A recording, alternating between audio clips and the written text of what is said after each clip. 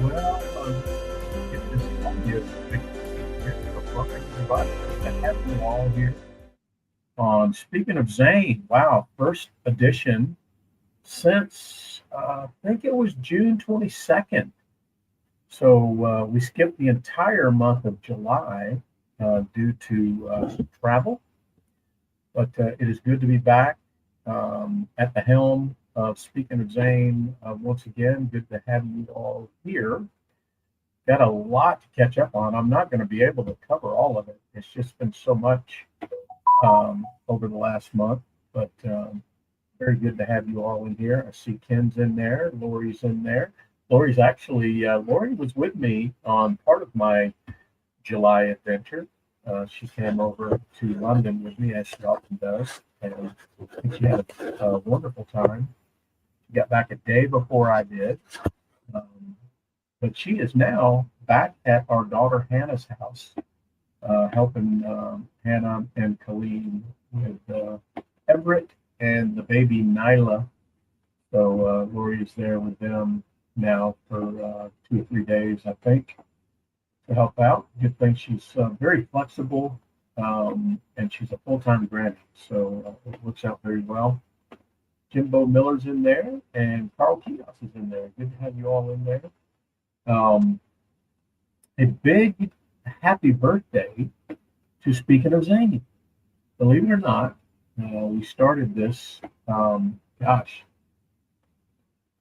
let's see, Well, maybe let's see. Ken says I'm a little bit scratchy. Let me see if I can get anybody else to comment there on the audio. Maybe I'll do some tweaking of the nerd knobs here if I need to. In fact, why don't I check? I'll check the audio real quick.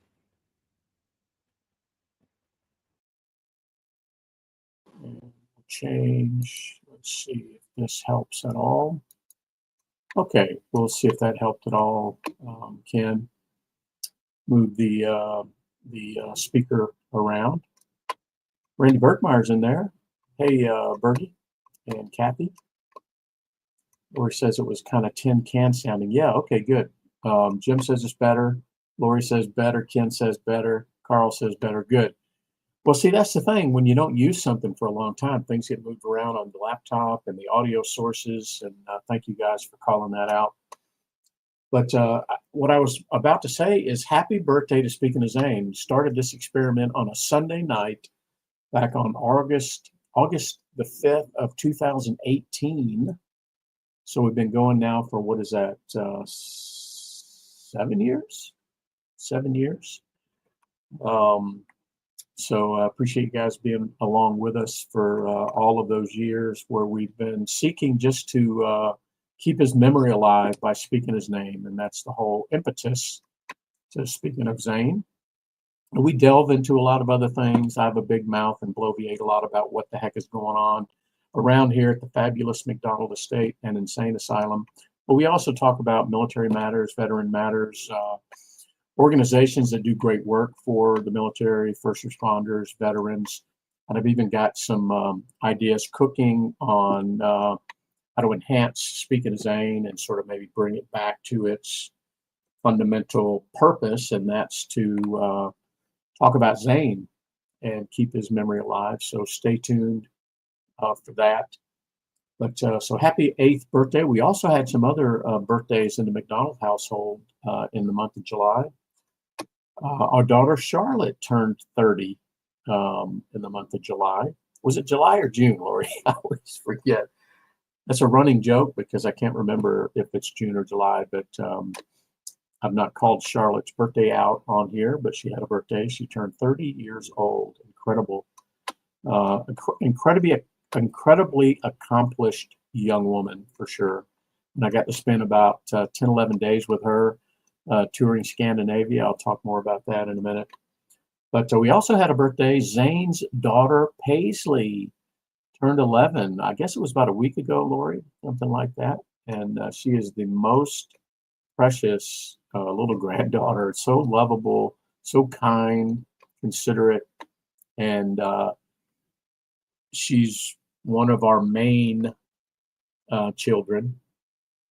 And she lives with her brother Colton, who is Zane's son and our first grandchild.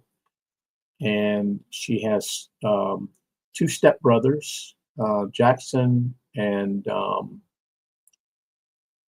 help me, Lori, Jackson and Lori will help me in the chat there.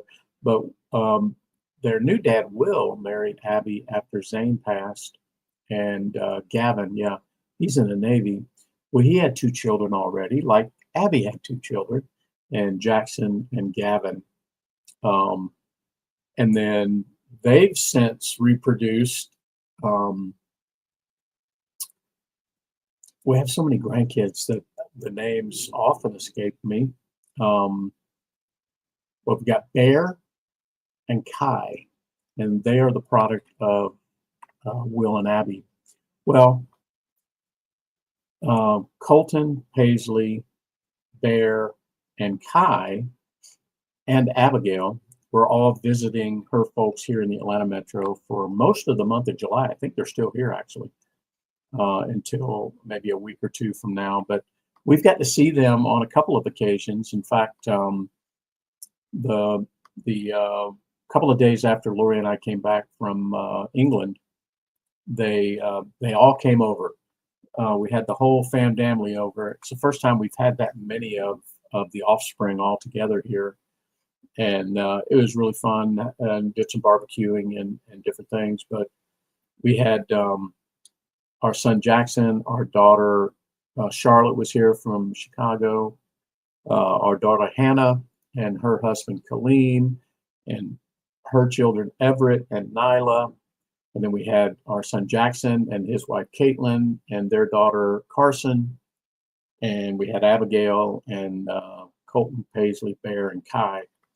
So we had 7 grandkids, and then the kids and daughters and son-in-laws and whatnot. But so it was fantastic, and had a good time. I guess last Saturday. It's hotter than fire here, upper 90s.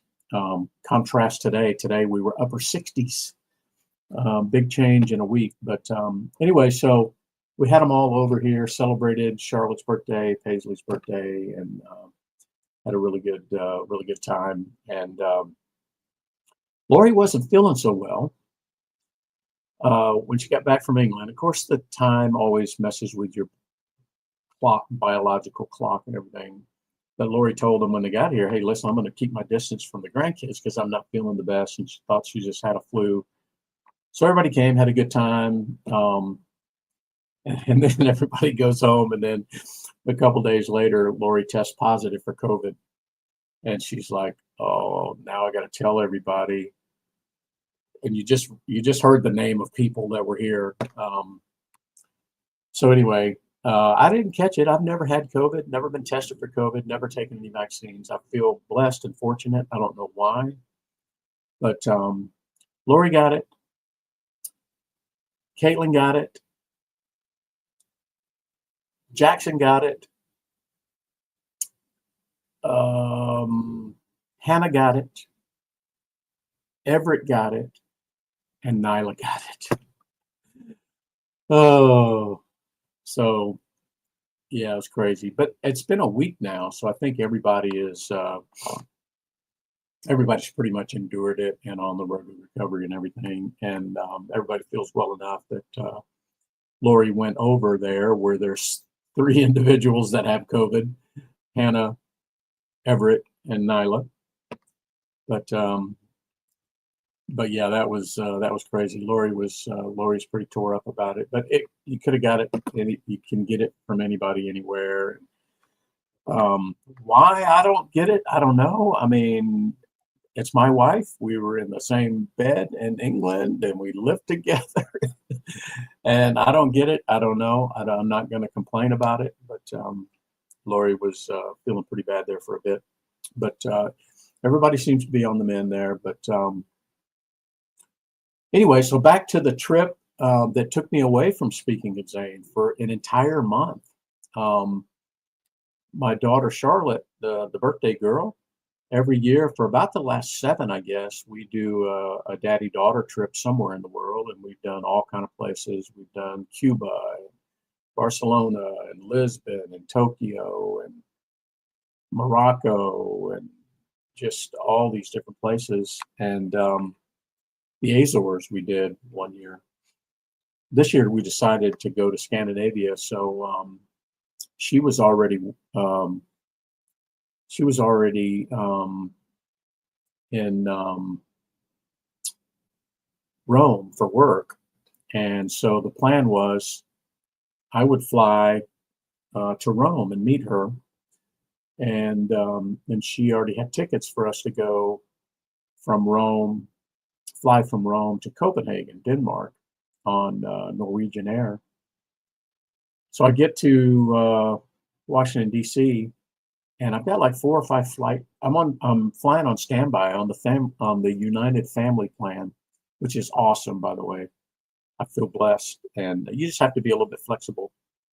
So, but it's free to get into Europe, so I'm not complaining. But the Rome flight was full, so I ended up not going to Rome. The Geneva flight was full. Then there was another one to Germany, I think, and it was full. Finally, I got on a flight to Barcelona.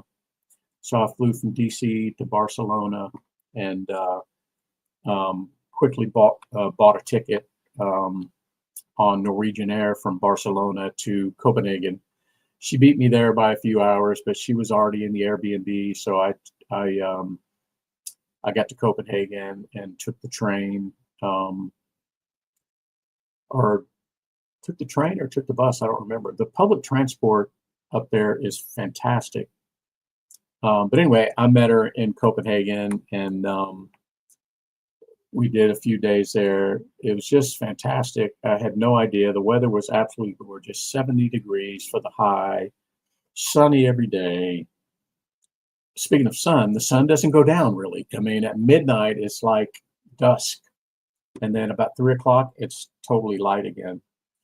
So you just have to deal with that. But it was absolutely gorgeous. We spent a few days in Denmark, and then we flew from Copenhagen to Stockholm, Sweden. It was about an hour and a half flight, something like that. Again, we went on Norwegian Air. And so we get to Stockholm, equally as fantastic, beautiful, clean. The people are awesome. It's the home of ABBA. Public transportation is fantastic. The buses and the trains, the subway and everything. We just had the best time there. Loved every bit of it. Spent a few days there, and then took, instead of flying our next trip, we took an overnight ferry, basically a cruise ship, from Stockholm to Helsinki, Finland. Who's been to Finland? Not many people have been to Finland. So we take this overnight ferry, and it's like a cruise ship with entertainment and all the stuff on it, dinner and everything. And we had a cabin and the whole 9 yards. So then you wake up in the morning and you're in Helsinki, Finland. And Finland was absolutely fantastic. Again, clean, courteous. Public transportation was great. They have streetcars throughout Helsinki.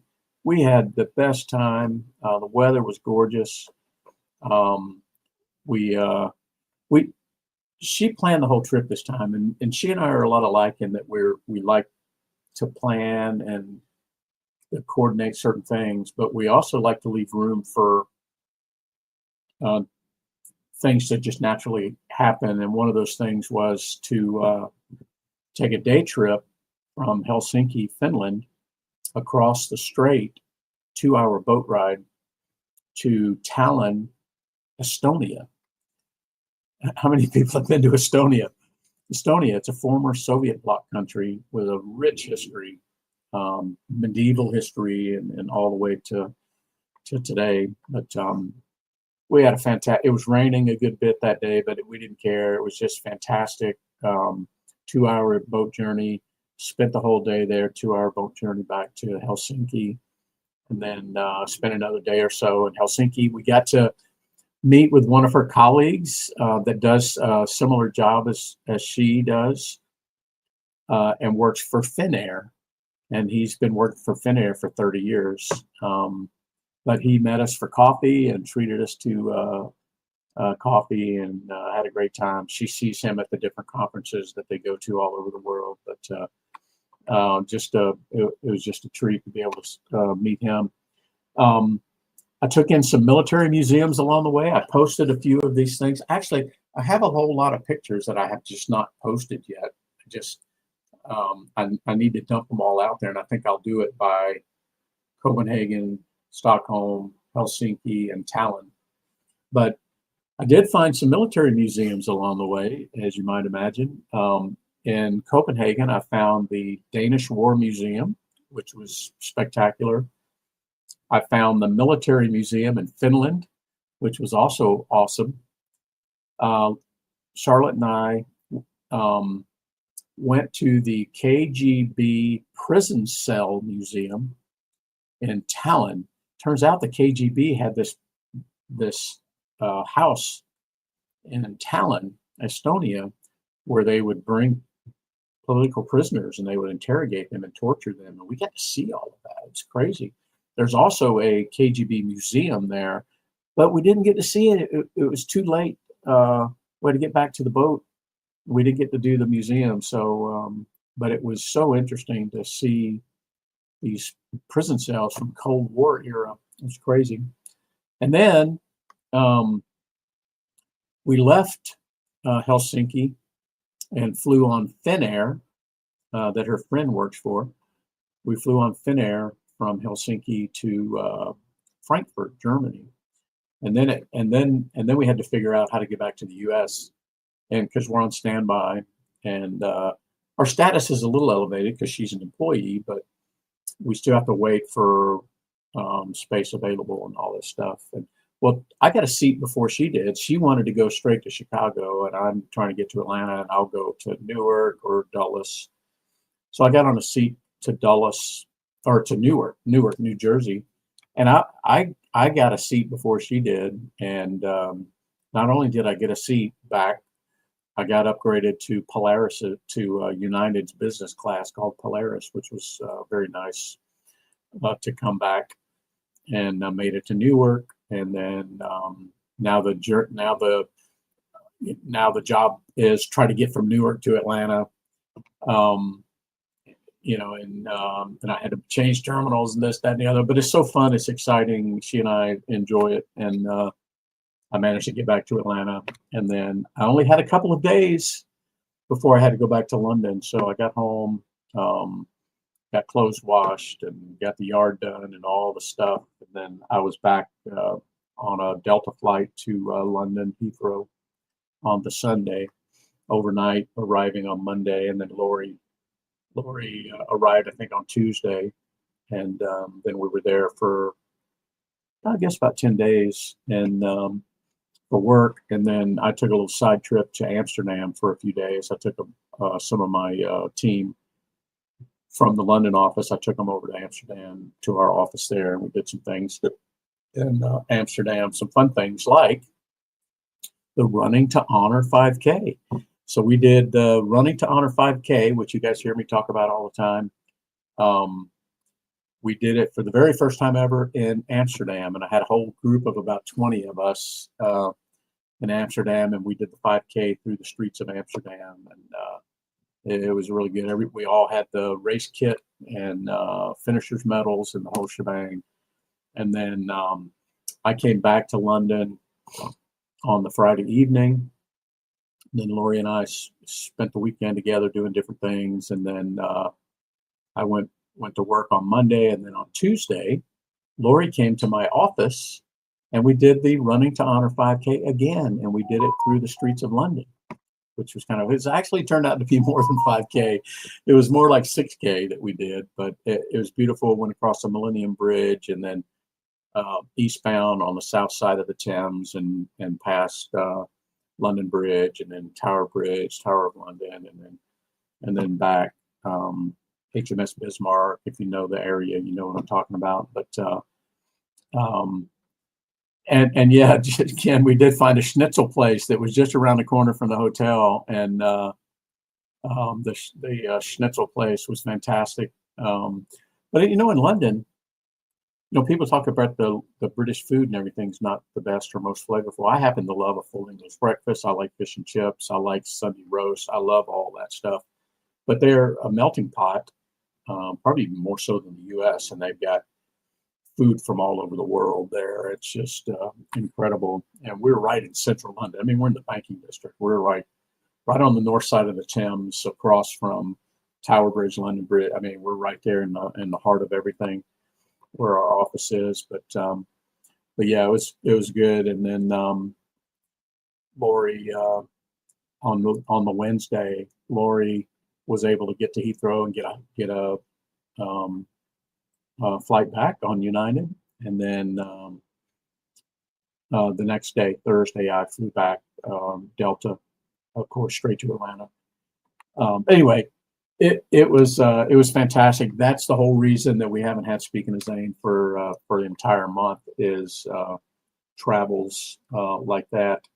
But it really was a good time. But it's always good to get home. I'll tell you, it's always good to get home, sleep in your own bed, have coffee in your own kitchen. There's nothing like it. And I'm already looking forward to my next London trip, though. I mean, I'll probably be going back in September, and maybe some other places I haven't been before. Stay tuned for that.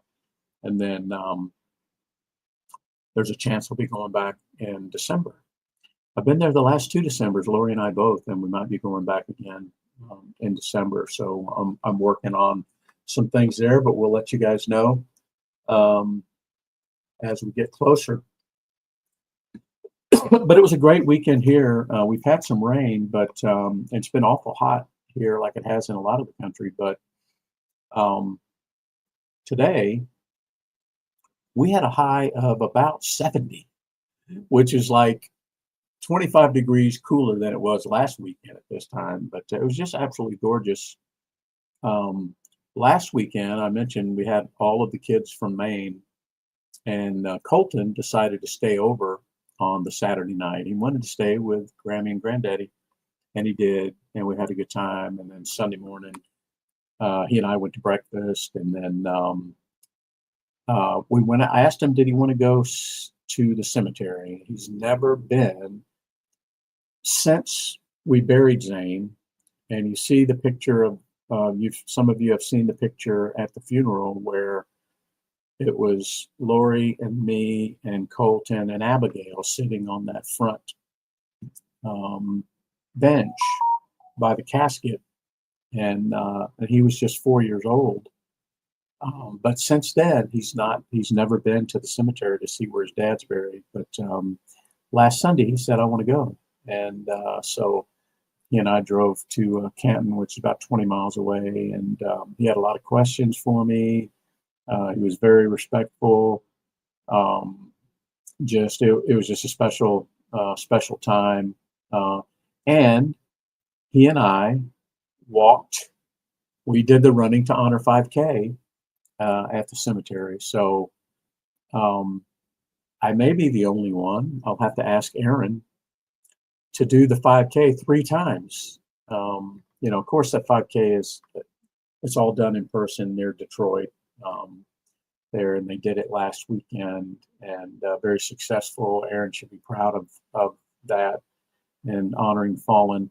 I'll tell you, my British and Dutch colleagues are very respectful, and before we started the walk, we read all the names on the back of the race bib to include Zane's name, and I talked about the number of American, British, and Dutch military members that were lost in Afghanistan. This year's theme was about Afghanistan, and they were very, to my surprise, they were all very respectful and very. You could tell that, especially the younger ones, the 20-somethings, they really didn't have any context to it. They didn't realize how many British troops had lost their lives in Afghanistan. So it was really good to share with them some of these things, and we did it last year in London, but it was a little bit of a different group this time. So it was good to be able to share with them, and then to have Lori there was fantastic as well, and she got to meet a lot of my colleagues there in the office. But it was good. And then speaking of Georgia National, we got an awesome note from our friends Amy and Mike Claxton down in Savannah that we knew for the whole time we were in Savannah at Southside Baptist Church, and Amy and Mike were up in Canton for a wedding of her niece, I believe it was, and they swung by Georgia National to visit Zane, and they sent us very nice note on Facebook and some pictures. And I told her, I said, you don't know how much it means to us that people will take their time to go and see him and remember him, because sometimes it really does feel like we're the only ones that remember him. But Amy said, we will always remember him. And it was just nice. It was nice. I know a lot of people have gone to visit him, but it was not, it's always very nice for people to share that with us and for us to know that. Very comforting for sure. So thank you, Amy and Mike. All right. Hat of the week. Hat of the week always has something to do with what's going on here at the fabulous McDonald State Insane Asylum. So you guys know I'm a hat guy. I always wear hats, ball caps. Even though I have a beautiful head of hair, I'm like my dad that I've not gone bald. I've been able to maintain, even though I wear a ball cap. But I always pick up ball caps wherever I go. My little granddaughter Paisley was here, like I mentioned last weekend, and she counted all of my hats. I can't remember what the number was. It's in the hundreds. But she says, "Gee, Granddaddy, you got a lot of hats." Um, anyway, but I pick up hats every now and then, and I had the occasion to go to the Royal Air Force Museum. Now, listen, I've never been to the Royal Air Force Museum in London. I didn't even know there was one. I've been to the Imperial War Museum in London, and I've been to the Imperial Air Museum in Duxford, but I've never been to the RAF Museum, and I didn't even know it existed. But Lori says, "Hey, you ought to go to the RF Museum." And I said, "I've been there." And she says, "No, this is different. You need to go." And it was a quick subway ride, 30 minutes or so. And it was fantastic. Had a great time, and picked up as the hat of the week this Royal Air Force Red Arrows ball cap. You can see the Union Jack there, but yeah, I've seen the Red Arrows. Lori and I both have seen the Red Arrows perform a number of times at RAF Mildenhall when we were stationed there, but they're still in action. But good stuff. That's the hat of the week. Okay, this week in military history.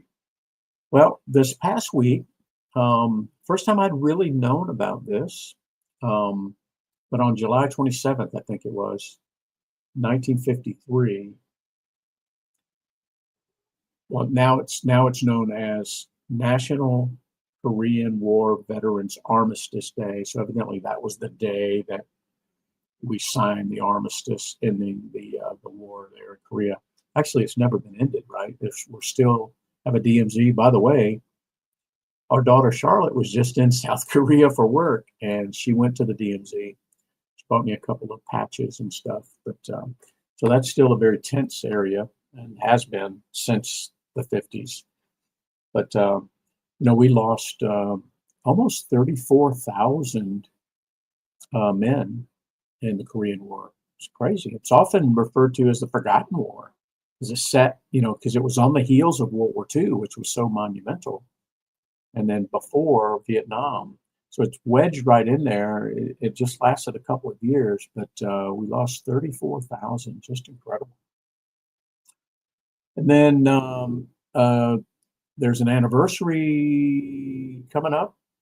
Actually, August the 2nd, which was yesterday, 1990, is when Iraq invaded Kuwait. Who remembers that?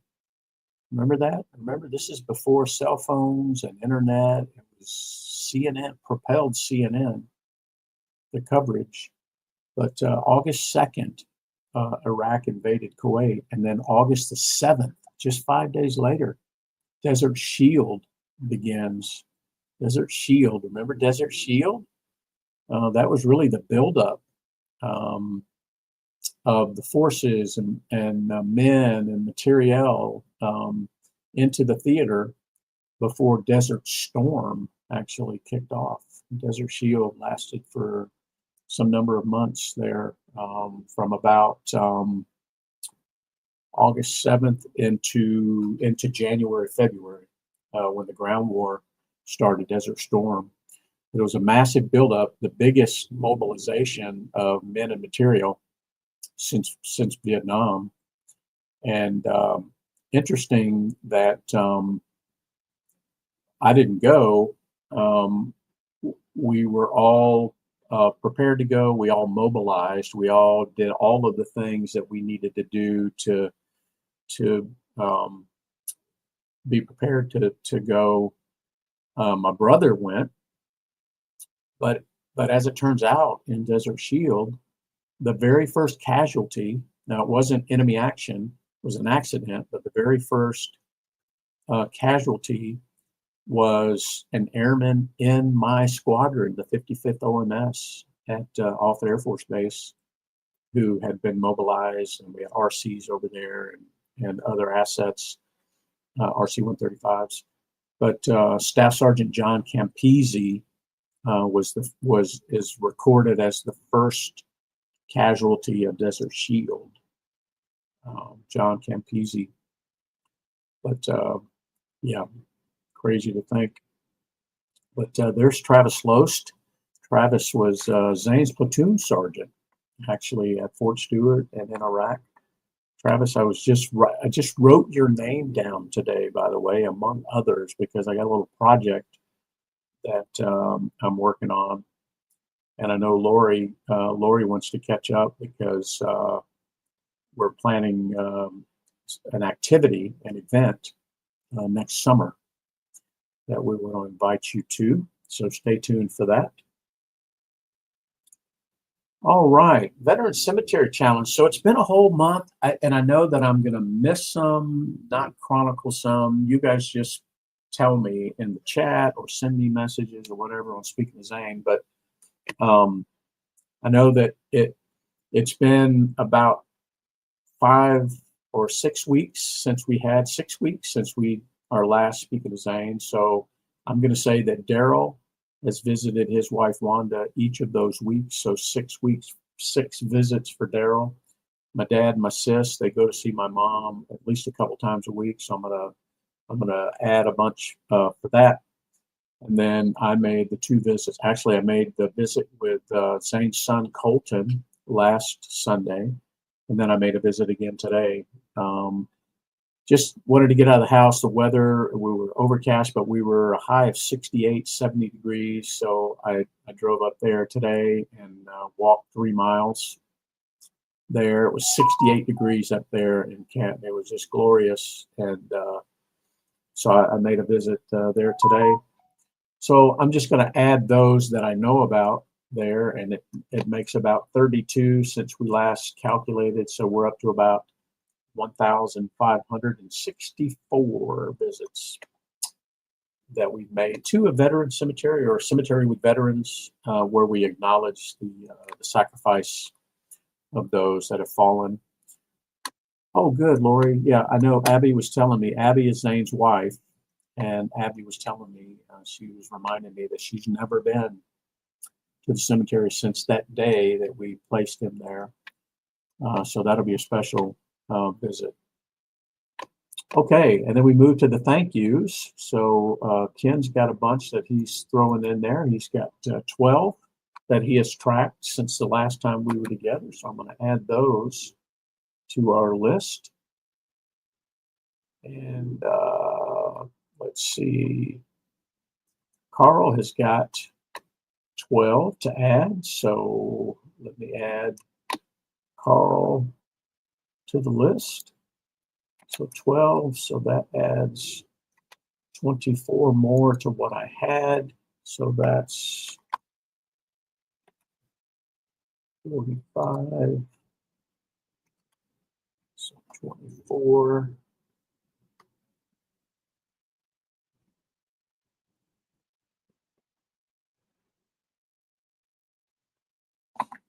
Okay. All right. So,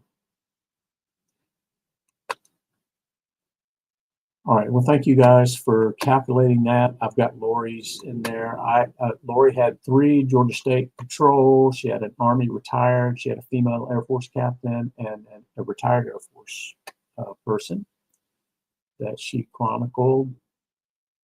Carl's got the 12. Ken's got the 12. I'll tell you what I have. I don't think I've captured all these because I didn't do a very good job of tracking them, but I'll tell you what I remember over the last 4 weeks, 5 weeks, 6 weeks, whatever it's been.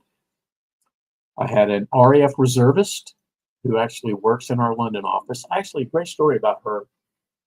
Young woman, 20, maybe 24. Her father was in the RAF. Her father's a commercial pilot. She's worked for us for 3 years now, maybe, as a cyber nerd. But her passion is with aviation. And so about a year ago, she decided to join the RAF in the reserves. And she's gone through all of her training now. She shares it with me and gives me all the updates of her training and everything. And then she sprung some news on me when I was in London. She says, Guy, I'm leaving the company. I'm like, what? She says, yeah. She says, I applied for this program that's going to train me to be a commercial pilot. She already is working on her private pilot license, but she says they're going to train me over the next 2 years and pay for the whole thing. there were like hundreds that competed, and there were maybe 30 that got chosen. So I'm excited for her. So now she's going to go and become an airline pilot and an RAF reservist, which is really happy for her. So I got a chance to see her, say goodbye to her. And then I met my good friend Glenn, who was a Royal Navy veteran there in the office. Always good to see him. He walked the 5K with us. And then I did a trip to Las Vegas since we were last together for work. And at the Las Vegas event, I said hello to, or had a conversation with, and thanked 5 Navy veterans, 3 Army veterans, and 4 Air Force veterans. But probably the most interesting interaction I had, well, let me back up. So this is our annual leadership conference for the company, and we had about maybe 2,200 leaders at the event. And one of our keynote speakers is a retired 4-star general, Air Force. And he just retired last fall. He's a younger man than I am. But he headed up, is it called the Air Material Command or something, out of Scott Air Force Base? You know, tens of thousands of people under his command. He's 4-star general. Anyway, so turns out that his command, they were a customer of ours. So we do a lot of business with and advise and consult a lot of the military. And he was one of those. And he met the president of our company, Joe, and they've been friends. He's done some interacting with us over the years. Well, our leaders invited him to speak at our conference. And so he had an hour, and just a fascinating story about his military career. He's a C-130 pilot when he came into the Air Force, but he chronicled his whole adventure in the military, 30 plus years, 34 years. And just fascinating story. He's dealt with cancer. He's dealing with cancer again. All the moves and everything, you know. So it just makes for a fascinating story. And the majority of our company doesn't know the military, doesn't have a connection to the military. So it's always fascinating for them to hear these things, and where you're moving every couple of years and all this stuff. But it was great. It was awesome. It was an awesome speech that he gave. Very interactive, very moving to talk about his experiences and everything. And look his name up if you ever get a chance. 4-star General Mike Minahan. Mike Minahan, Minihan, call sign Minnie. So in his last year or so, he had a little controversy because he didn't toe the Biden line. He was very critical of our posture against China, and he took the stance of building what he was responsible for to prepare for war with China, and that wasn't very popular among the regime at the time. And anyway, you may have seen the news, and it was kind of controversial in the moment. But anyway, so because of that, he ended up retiring 30 some years. And what's up, Doc Collier? Hey, buddy. I was talking about General Minahan at our leadership conference. Well, so anyway, so he ended up retiring last year, and now he's doing, making his way through civilian life. He's a young man, like I said, he's younger than me. So he's got a lot in front of him, and he has a relationship with our president of our company. So he's been doing some things with us. But anyway, so during this leadership conference, there's 2,200 people, and about 20 of us were asked to facilitate the sessions, and they're 2-hour sessions, all on leadership and different things. And so I was one of the 20 that was facilitating 3 different 2-hour sessions, so a total of 6 hours.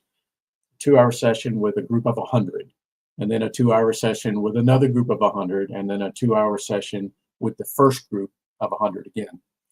And it was spread out over a couple of days. Well, on one of my sessions, it's just after the general speech. And so everybody comes back into the session that I'm facilitating. I get everybody settled, and I'm talking about General Minahan speaks. I said, "What did you guys think about the speech?" I said, "I'm just going on and on about the Air Force and General Minahan and the whole thing for 5 minutes or more, right?" Then out of the corner of my eye, I see somebody stand up, and he's a large man, 6'5" or 6'6". Anyway, General Minahan stands up in my session and says, "Hey, Guy, I'm sitting right over here," and I didn't realize it, and it was crazy. He sat through my entire 2-hour session, and there were some breaks along the way where I would assign these table groups time to go do some exercise, and so I had about 20 minutes on one of the breaks, so I got a chance to go and spend 20 minutes with him and talk about where we were based, what we had in common. We talked a lot about Milden Hall and different things, and he and I are still connected. And it was just a crazy occurrence for a staff sergeant to be connecting with this 4-star general who sits through my entire session. And he and I have since spoke a couple of times, and I'm going to have him back to do some things with us. And I was able to present him. Now, he's a general. He's usually presenting the challenge coins. I presented him with one of our challenge coins. I presented to him, and he appreciated that. But just a swell guy, and that was one of my entries for the Think a Bet challenge update. So, if I add all of that up, since we last were together, that's 45 thank yous, and if we add that up, we're up to 3,612. Let me take a breath. So 3,612. So what do we need, Ken, to get to 4,000 for the end of the year? Less than 400 now. We need less than 400 over the next, 5 months or so. But, well, that's good to hear, Doc. Thank you for that. Yeah, these things, it's just, these things are a physical, tangible thing, but they stand for something. It's everything that this means behind it that makes it valuable, right? So I appreciate you saying that. But yeah, so it looks like we're on a good path to get to 4,000 by the end of the year. That'll be strong. But I appreciate you guys playing along with us and listening to my interaction there, which was special. Actually, let me back up a little bit. How it all happened. So on that day, in the morning, 6 o'clock in the morning, we have prayer breakfast. And I always go to the prayer breakfast, and the president of our company, Joe, was there, and I don't deserve it, but he and I have developed a relationship over the years, and he knows about Zane and Tyler, and he knows about the vets and everything that I do there. So we've stayed connected over the years. And anyway, so he was there, and the general was there with him at the prayer breakfast, and so that goes for about an hour or so, and then we move on and do all of our other stuff. Well, we get to the general session before the general is going to speak, and I had this bright idea. I'm like, dang it, I missed an opportunity to present the general with the coin. So I texted to his cell phone to Joe.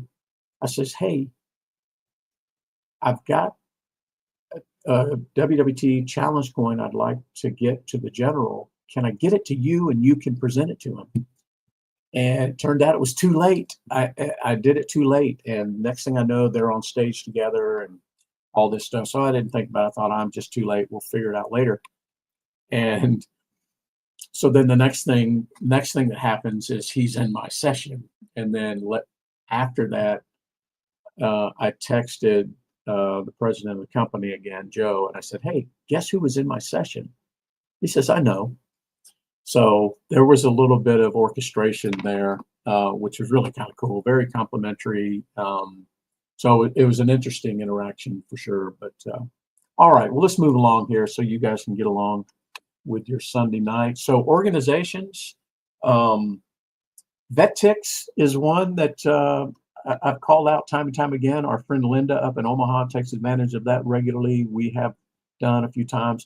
Lori got us some tickets for Steve Miller Band, believe it or not, through VetTix. So we got a couple of tickets for October, I think it is, over in Tuscaloosa. So we'll make a little road trip um, to see Steve Miller Band. Thank you to VetTix.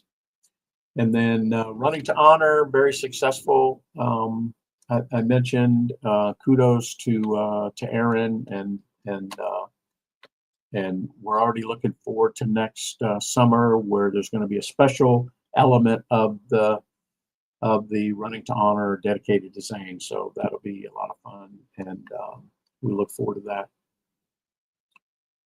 And won't be too long before we're talking about Reefs Across America. We're halfway through the year now, over halfway through. So December the 13th, I believe it is this year, will be Reefs Across America. Their theme this year is called Keep Moving Forward, something we try to do every day. But that'll be a lot of fun in December. Now, whether we'll be here or not is another story because Lori and I may be in London again for a good bit of December. So we'll see how things play out there for Reach Across America. I did listen to, as is often the case, when I go to the cemetery, sometimes I walk through the trails or around the circle. And I'll often listen to Reach Across America Radio. If you don't know about Reach Across America Radio, I would say you can find it on Spotify, Pandora, all the stuff, or online. But Reach Across America Radio, lots of interviews, lots of podcasts, lots of classic rock, lots of country music. It's just a good, wholesome radio station. I always listen to it through the month of December, but sometimes I'll listen to it.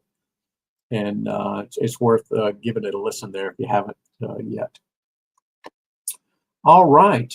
Well, one last thing in the segment of Heroes Lost or Wounded. I know whenever we're aware of losing someone, either in combat or in training, we try to chronicle it. And I know there's been some departures over this last 6 weeks, but one I wanted to call out, we found out about from my friend Rhonda Medlin, who has been a colleague and a coworker of mine and a friend of ours for a couple of decades now. And she made us aware of a Georgia National Guardsman called Zachary Evan Steele, who is from Cumming, Georgia, who lost his life on July the 22nd, just a week or so ago. And his parents are family friends of Rhonda, so just a sad thing. They had a service for him on Thursday. So for the family of Zachary Steele in Cumming, Georgia. All right, team. Well, that is about it. Remember, when you're out there interacting at work, at play, at school, at church, wherever you're at, and you find a veteran, military member, first responder, the least that they deserve is someone to acknowledge their service or thank them or chat with them and ask them about it. But it's good stuff. And don't forget to check on your friends, check on your fellow veterans. Not everybody's always doing great, and they don't always tell people about it. So show interest, be interested in your fellow man for sure. And remember what Ronald Reagan said: we can't help everyone, but everyone can help someone. And that's a great mantra there. But I appreciate you guys listening. A lot to catch up on, and we'll look forward to chatting again next Sunday night for the next edition of Speaking of Zane, which will be our 321st edition of Speaking of Zane as we pass the halfway part of 2025. All right, God bless everybody. Have a great week at work, at school. We got a lot of people going back to school this week. Be safe, and we'll see you next Sunday.